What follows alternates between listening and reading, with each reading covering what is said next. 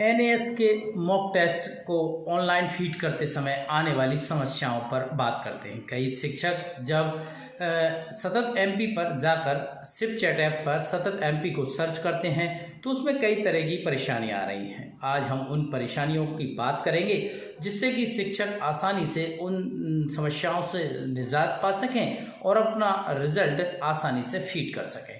तो सबसे साथियों, जिन्होंने अपना ऐप इंस्टॉल किया है और उन्हें सतत एमपी सर्च नहीं हो रहा है, तो आप थोड़ी प्रोसेस जो हमने वीडियो में बताई थी उसको फॉलो करें कि सबसे पहले आप सिप चैट ऐप को आप डाउनलोड कर लें।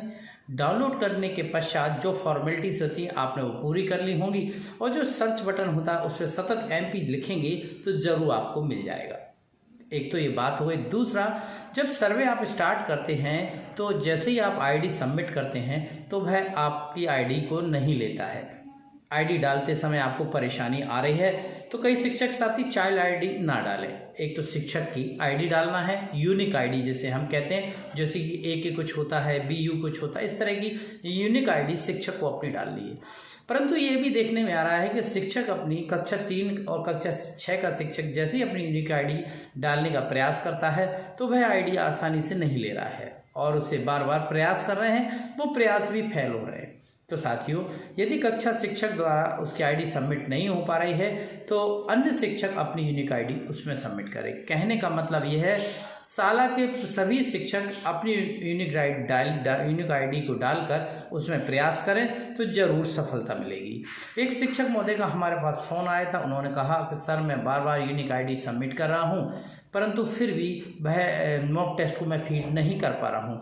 कहने का मतलब है यूनिक आईडी वह नहीं ले रहा है।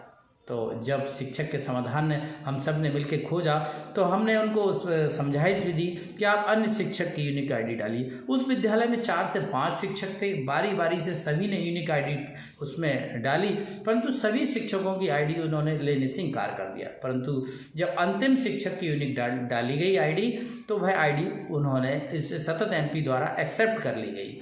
तो कहने का मतलब है, यदि कक्षा शिक्षक की यूनिक आईडी है सतत एमपी पर सबमिट नहीं हो पा रही है तो अन्य शिक्षक बारी बारी से अपनी यूनिक आईडी सतत एमपी पर पोस्ट करें, डालें, लिखें तो जरूर किसी न किसी शिक्षक की वह यूनिक आईडी सबमिट होगी, सफलता आपको मिलेगी। और बाकी की प्रोसेस तो आपको सभी को मालूम है कि क्या करना है। और यदि प्रोसेस में कहीं आप भूलते हैं तो हमारा जो पिछला वीडियो हमने पोस्ट किया था आप उसे देख सकते हैं, उसमें सारी जानकारी दी गई है। तो उम्मीद करते हैं कि आप मॉक टेस्ट का ऑनलाइन जो रजिस्ट्रेशन है, जो उसका मूल्यांकन का रिजल्ट है, आसानी से फीड कर पाएंगे। फिर भी यदि कोई समस्या आ रही है तो ज़रूर हमसे मिलें, बात करें या कमेंट बॉक्स में लिखकर ज़रूर बताएं।